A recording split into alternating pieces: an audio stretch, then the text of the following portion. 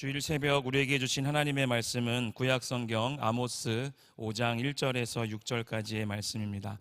아모스 5장 1절로 6절까지의 말씀을 저와 여러분이 한 절씩 교독하시고 마지막 절은 합독하시도록 하겠습니다. 이스라엘 족속아, 내가 너희에게 대하여 애가로 지은 이 말을 들으라. 전혀 이스라엘이 엎드려졌으며 다시 일어나지 못하리로다. 자기 땅에 던지우며 일으킬 자 없으리로다. 주 여호와께서 이와 같이 말씀하시되 이스라엘 중에서 1000명이 행군에 나가던 성읍에는 100명만 남고 100명이 행군에 나가던 성읍에는 10명만 남으리라 하셨느니라. 여호와께서 이스라엘 족속에게 이와 같이 말씀하시기를 너희는 나를 찾으라. 그리하면 살리라. 베델을 찾지 말며 길갈로 들어가지 말며 브엘세바로도 나아가지 말라. 길갈은 반드시 사로잡히겠고 베델은 비참하게 될 것임이라 하셨나니 너희는 여호와를 찾으라. 그리하면 살리라. 그렇지 않으면 그가 불같이 요셉의 집에 임하여 멸하시리니 베델에서 그 불들을 끌 자가 없으리라. 아멘. 내 이름을 일컫는 내 백성이 그들의 악한 길에서 떠나 스스로 낮추고 기도하며 내 얼굴을 찾으면 내가 하늘에서 듣고 그들의 죄를 사하며 그들의 땅을 고칠지라. 아멘. 역대하 7장 14절의 말씀은 우리가 늘 가슴에 새기며 하늘의 거룩한 신령한 은혜들을 사모하며 나아가는 하나님께서 주신 거룩한 은혜임을 다시 한번 보기를 소망합니다. 우리가 하나님의 얼굴을 구하며 또 하나님의 이름을 부르며 나아갈 때에 상하고 패하고 또 어려운 이 땅 가운데에 놀라운 회복의 역사를 우리 가운데 부어주실 줄 믿습니다. 우리가 하나님을 찾을 때에 하나님의 이름을 부를 때에 넉넉한 승리가 우리의 삶과 도모하는 모든 미래 가운데 있기를 주님의 이름으로 간절히 축복합니다. 오늘 말씀의 제목은 여호와를 찾으라 그리하면 살리라 라는 그 은혜로 우리 함께 아모스 5장 1절로 6절까지의 말씀을 가지고 함께 하나님의 은혜들을 나누도록 하겠습니다. 심리학자들이 사람의 심리 상태를 점검하는 방법과 그 측정하는 가운데 일정한 시간의 연설이나 대화 또 일정한 길이의 문장에서 나라는 단어, 나라는 그 단어를 얼마나 자주 쓰는가를 이렇게 연구하는 조사하는 방법이 있습니다. 이 조사에서 나라는 단어를 자주 쓰는 사람일수록 그 사람의 심리 상태는 건전하지 못하다라는 결과가 나온다고 합니다. 비근한 예로 1940년에 그 미국의 한 언어학자가 조사한 바에 의하면 히틀러 잘 아시겠죠? 히틀러는 나라는 단어를 53번의 단어에 한 번씩 썼다고 합니다. 그리고 무솔리니는 83단어에 한 번씩 나라는 단어를 썼다고 합니다. 신약성경 누가복음 12장 16절에서 21절까지 이렇게 말씀을 보면 어리석은 부자에 대한 그 기사가 나오게 되는데 이 6절 중에 되는 이 하나님의 말씀 속에서도 어리석은 부자, 나라는 단어가 6번이나 나오게 됩니다. 가만히 보면 나라는 단어를 많이 쓰는 전체적으로 어떤 그런 좋지 않거나 아니면 내가 중심이 돼서 참 좋지 않은 그런 인상들을 풍겼던 역사의 사람들을 보게 되면 이 나라는 단어를 참으로 많이 썼음을 발견하게 됩니다. 그런데 예수님의 3년의 이 공생의 기간 동안 우리 주님의 기도 속에는 자기중심적인 내용이 하나도 없다는 것을 발견하게 됩니다. 이처럼 예수님께서는 철저하게 나를 비우고 이웃을 위해서 내 이웃을 내 몸처럼 위해서 사셨던 분이었습니다. 그러므로 이런 예수님을 우리는 무엇이라고 부릅니까? 구주라고 고백합니다. 그리고 성도들은 주어진 삶의 자리에서 나라는 대신 우리에 대해 더 많은 관심을 가져야 할 것이며 이것이 바로 크리스찬들의 기본 자세입니다. 흥미로운 것은 경제와 이기주의는 비례합니다. 경제가 발전하면 발전할수록 이기주의도 어떻게 될까요? 같이 성장한다는 것입니다. 몇 년 전 한 주간지에서 세계 군사 전문가들이 이 한반도에서 일어날지도 모를 전쟁에 대해서 분석을 한 그런 내용들이 있습니다. 거기에 따르면 한반도에서 전쟁이 일어날 확률은 5대 5입니다. 상당히 위험한 상태라고 말을 합니다. 만약에 전쟁이 다시 일어나게 된다면 6.25에 무려 75배의 피해가 난다고 합니다.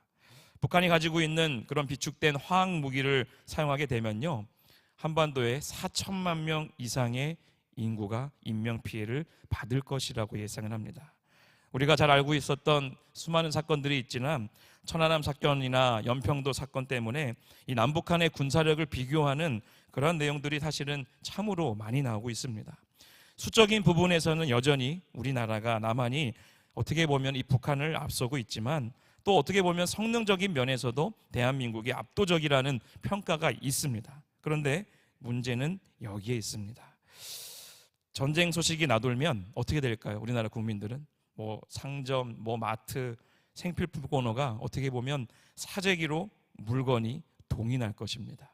그리고 참 안타깝지만 자기 집에 막 벙커를 만들어 갖고 막 20m까지 파고 내려가서 생필품을 저축해 놓고 나 혼자만 살겠다는 극도의 이기주의가 어떻게 보면 이 대한민국의 팽배해 있는 것은 사실입니다. 이러한 시나리오를 보게 되면 어떻게 보면 우리 주변 국가들 보면 어려움을 겪고 있는 나라들이 많습니다. 우크라이나, 소련, 이 전쟁, 또 어떻게 보면은 가까운 나라 일본, 중국, 참 어려움들이 없는 나라가 사실은 없습니다.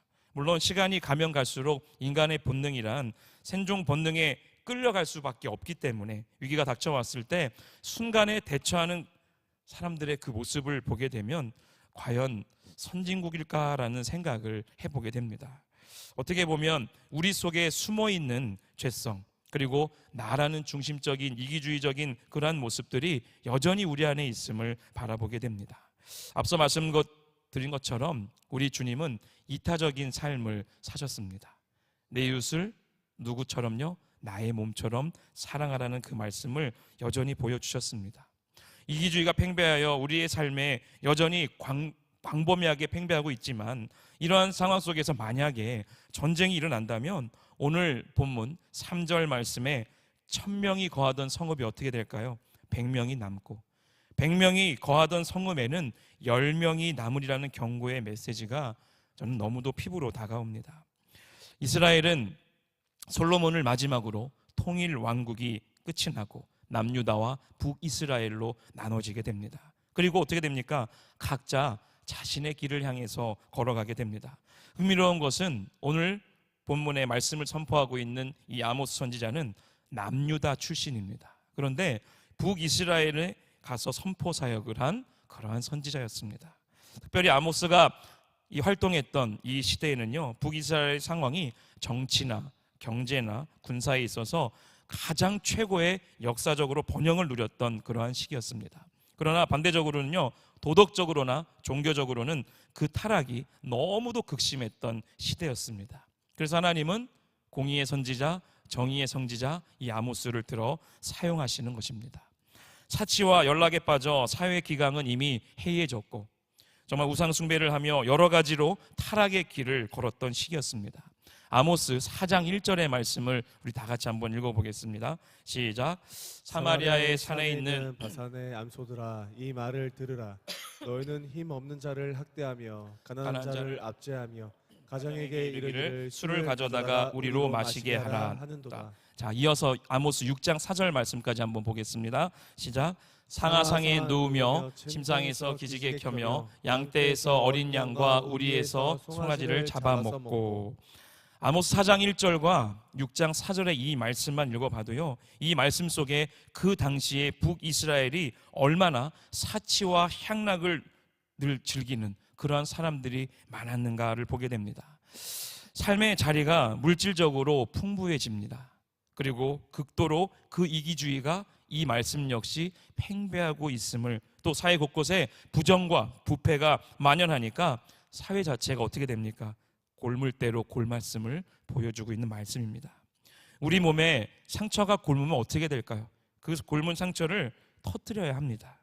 그래서 하나님께서는요, 아모스 선지자를 사용하십니다. 이스라엘을 향한 애가를 부르게 하십니다. 그 부분이 오늘 우리가 읽은 1절에서 3절까지의 말씀입니다. 어떻게 보면 지금은 미국과 중국이 세계 양대 산맥을 이루고 있습니다. 사실 6, 70년대만 해도요, 우리가 알고 있는 구소련, 그 소련이 미국과 함께 어깨를 나란히 했었습니다. 그런데 흥미로운 것은 미국은 아직도 세계를 호령하는 리더 국가로 남아있지만 소련은 어떻게 되어 있습니까? 이미 다 해체되었습니다. 해체된 여러 관점이 있겠지만 신앙인으로서 그 모습을 바라보게 되면 소련의 해체는 이렇습니다. 소비에트 공화국을 이뤘던 그들의 이 교회는요, 공산당들이 어떻게 합니까? 사무실이나 병원으로 그 모든 교회를 바꿔버립니다. 그리고 그 당시에 있었던 목사님들을 다 어떻게 했습니까? 그냥 감옥에 가둔 것이 아니라요, 다 죽여버렸습니다. 성경을 불태웠습니다. 분명한 것은 이 소련이 교회의 문을 강제적으로 짓밟고 닫고 하나님의 사람들을 가차없이 죽이니까 결국 어떻게 됩니까? 하나님은 그 땅을 닫아버리셨습니다. 소련이 하나님을 떠나니 하나님도 소련을 떠나게 된 것입니다. 오늘 말씀 1절로 3절의 말씀을 다시 한번 기억하십시오. 하나님을 떠나는 자들에게 일어나는 비극이 바로 오늘 본문 1절에서 3절까지의 말씀인데, 첫째는요, 다시는 일어나지 못한다입니다. 둘째는요, 일으킬 자가 없다라는 것입니다. 이 1절 3절의 이 말씀 속에 강력한 이 두 가지의 말씀을 기억하십시오. 마지막 3절. 그런데 이 1절로 3절의 절망 모드가 사실은 어떻게 보면 망했구나 라는 그 생각을 할 수 있겠지만, 갑자기 오늘 본문 4절에 보시면요, 이 절망 모드가 희망 모드로 바뀌는 것을 보여주십니다. 바로 여기에서요, 우리 하나님은 역시 우리를 실망시키지 않으시고 또 다른 은혜로, 또 다른 자비로 절망과 비극의 사람들에게 다시 한번 기회를 주시는 분임을 발견하게 됩니다. 이 땅에 여전히 전쟁하고 있는 우크라이나의 모습을 보면서 하나님은 우리에게 어쩌면 회개할 기회와 또 주님께 돌아올 기회를 계속적으로 두드리며 우리의 눈으로 보게 하는 것입니다. 시간이 길어지니까 그냥 강 건너 불난 마을을 보듯이 우리는 그렇게 그러한 참 어떠한 안타까운 모습으로 다가가지는 않은가, 그런 생각을 해보게 됩니다. 우리가 생각해 볼 문제가 바로 오늘날 이 현실에도 있지만 이 말씀을 보면서도요, 문제와 위기를 만나면 우리는 무엇을 찾아야 하는가입니다. 우리 목사님 늘 말씀하시죠? 문제보다 크신 하나님. 위기에 직면한 이 인생들의 궁극적인 해결책의 답은 사실 이미 있습니다. 이 두 가지의 질문은 크리스찬들에게 있어서 이 자리에 서 있는 우리 성도님들이 분명히 대답해야 될 답입니다. 특별히 오늘 본문 5절 말씀을 다 같이 한번 읽어보겠습니다. 시작. 지 말며 길갈로 들어가지 말며 브엘세바로도 나아가지 말라. 길갈은 반드시 사로잡히겠고 베델은 비참하게 될 것임이라 하셨나니. 아멘. 베델, 길갈, 그리고 브엘세바라고 합니다. 한번 보겠습니다. 왜 북이스라엘이 이 사람들이 그 위기를 만났을 때에 이 세 장소를 찾았을까라는 것입니다. 이스라엘 사람들은요, 베델하면 누구를 생각할까요? 돌베개를 베고 잤던 야곱입니다. 창세기 28장에 보면요, 야곱이 가장 인생에 있어서 절망적인 그 시기에 바로 누구를 만납니까? 하나님을 만나고 새 힘을 얻습니다. 그래서 북이스라엘 사람들은요, 이 베델을 통해 하나님의 축복을 바라보게 되었던 것입니다. 그런데 바로 그 자리에 무엇이 세워져 있습니까? 송아지로 만든 우상이 만들어졌습니다. 그 베델 성전에 송아지 우상을 만들어 놓고 그들은 하나님을 섬긴다는 미명하에 우상도 함께 섬기는 혼합적인 예배를 드렸던 것입니다. 결국 그들이 찾은 성전은 하나님을 찾은 것이 아니고 어떤 대상이든 상관없이 복을 주는 그러한 신을 찾았던 것입니다. 십계명 제2계명이 무엇입니까? 우리에게 분명히 말씀하십니다. 너를 위하여 새긴 우상을 만들지 말고 또 그것들을 섬기지 말라입니다. 북이스라엘 사람들은 위기를 만났을 때에 베델로 향합니다. 그러나 그들이 간 베델은요, 하나님을 찾으러 간 것이 아니라 축복을 주는 신을 찾으러 갔던 것입니다. 겉으로는 하나님이라고 말을 합니다. 하지만 그 하나님이 어떤 신이든 상관없다는 것입니다. 철저하게 기복적인 신앙이 그들에게 우상의 숭배의 온상이 되어버린 것이 베델이라는 장소였습니다. 한편 또 길갈은 어떤 곳입니까? 베델하면 야곱이 떠오르는 것처럼 길갈하면 우리는 여호수아를 떠오르게 됩니다. 여호수아 4장에 여호수아가 이 이스라엘 백성들을 이끌고 요단을 건넌 후에 12돌을 쌓고 기념비를 세운 곳이 바로 길갈입니다. 이스라엘 백성들은 그렇게도 사무치고 어떻게 보면 원하였던 가나안 땅을 처음으로 건넌 후에 이곳에 진을 친 곳이기도 합니다. 한편 이곳에 이스라엘의 이 길갈에는 군 사령부가 있었습니다. 그러나 이곳 역시 불경함과 우상 숭배의 대표적인 도시로 전락하게 됩니다. 마지막 세 번째가 어디입니까? 브엘세바입니다. 이곳은 남유다에서도요 가장 남쪽 위치에 위치한 곳입니다.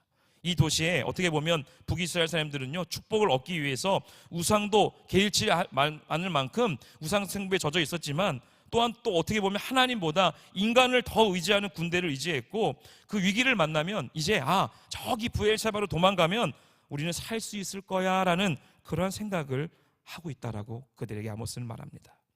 우상을 찾지 말고 군대를 의지하지 말며 먼 곳으로 피난 가지 말라고 아모스는 외치고 있는 것입니다. 그리고 위기를 만나면 오늘 말씀의 제목처럼 누구를 찾으라고요? 여호와를 찾으라고 말합니다.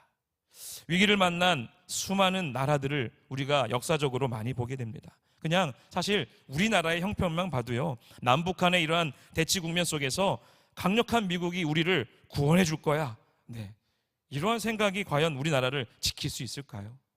절대적으로 아니라는 것을 우리는 정치적인 모습을 봐서도 반면교사로 삼을 수가 있습니다. 정말 전쟁이 났습니다. 여러분 인천공항으로 막 갔습니다. 나 비행기 타고 미국 가야지. 비행기가 뜨겠습니까? 그러니까 우리의 이 아니란 생각들이 그냥 나는 어디에 숨어 있어야지, 어디에 가야지 이런 것이 아니라 그곳에 여호와를 찾을 때에 하나님의 놀라운 역사는 살아 역사하시는 하나님의 기적의 역사로 나타날 줄을 믿습니다. 세계 2차 전쟁 당시에 영국의 한 마을에 엄청난 폭격이 이어졌습니다. 그러나 마을 사람들은 다 도망가고요 단 한 명도 정말 살아남을 수 없을 그런 폭격이 이어지게 되었는데, 그 마을에 할머니 한 분이 도망갈 수 없어서 집에서 혼자 기도했다고 합니다. 폭격이 끝나고 전쟁이 정말 말미가 되었을 무렵쯤에 할머니가 집에서 문을 열고 나왔는데 어떤 일이 벌어졌을까요? 정말 신기하게 그 마을에 혼자 기도하고 있던 할머니 집만 피해 폭격이 이어졌던 그런 간증거리도 있습니다. 가만히 보면 하나님을 찾을 때, 내가 아무것도 할 수 없을 때, 내 몸조차 움직일 수 없을 그때에 하나님 앞에 무릎 꿇고 기도하면 정말 인간으로서는, 사회적인 현상으로는 말할 수 없는 기적의 역사가 우리의 삶에 여전히 일어나고 있음을 분명히 보여줍니다. 사랑하는 성도 여러분, 삶의 위기를 만났습니까? 그 자리는 하나님의 이름을 부르며 회개하라는 하나님의 사인입니다. 하나님을 찾으라고 하는 것은요 회개하라는 것입니다. 나라가 어려움을 당하고 있습니다. 지금 이미 위기가 우리의 코앞에 목전에 있습니다. 우리 민족이 살고 개인이 사는 길은요 지난날의 삶을, 잘못된 삶을 하나님 앞에 내 죄가 아닐지라도 회개하는 길밖에 없음을 역사를 통해 우리는 발견하게 됩니다. 요나가 니느웨 성에 하나님의 심판을 경고했습니다. 니느웨 성의 왕에서부터 짐승의 일기까지 모두 금식하며 회개했다라고 증거하고 있습니다. 여러분, 사람뿐만 아니라 짐승까지 회개했다고 요나서는 기록합니다.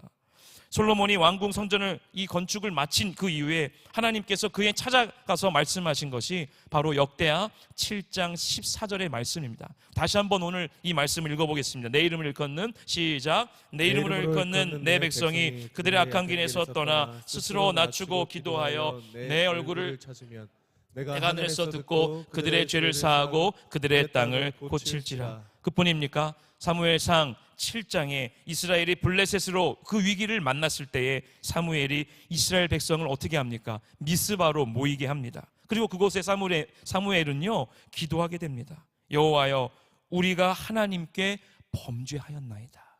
미스바 광장에 모여서 하나님을 찬양했던 것이 아니라, 여호와 하나님, 우리가, 내가 아니라, 나라는 단어를 쓴 것이 아니라 사무엘은 대표성을 띠고 우리가 하나님 앞에 범죄하였습니다라고 말합니다. 여러분, 문제를 만났다라는 것은 하나님께서 회개할 기회를 주었다는 것입니다. 그 기회를 주셨을 때에 우리가 잘못과 죄를 하나님 앞에 회개하면 하나님께서 살 길을 열어주십니다. 성경의 모든 선지자들이 선포하는 것이 무엇입니까? 우상 숭배의 죄, 하나님을 떠나 악한 길로 떠난 이 모든 죄를 하나님 앞에 회개하라고 말씀하십니다. 여러분, 문제를 만났습니까? 이제 하나님 앞에 온전하게 엎드리십시오. 회개할 그 기회는 바로 하나님의 은혜의 기회입니다. 온전한 회개로 하나님의 은혜를 맛보시기를, 또 그것을 체험함으로 저 멀리 계셨던 그 하나님이 바로 지금 나의 앞에, 나의 가슴 깊이 경험하는 성도들이 되기를 간절히 축원드립니다. 다른 사람들이 다 만났다고 하는 그 하나님, 나도 만나야 하지 않겠습니까? 살아계신 하나님을 만나고 체험하는 우리 모두가 되기를 주님의 이름으로 축원드립니다. 마지막으로 삶의 위기를 만나면 회개할 뿐만 아니라 문제를 위해 부르짖으시기를 간절히 소망합니다.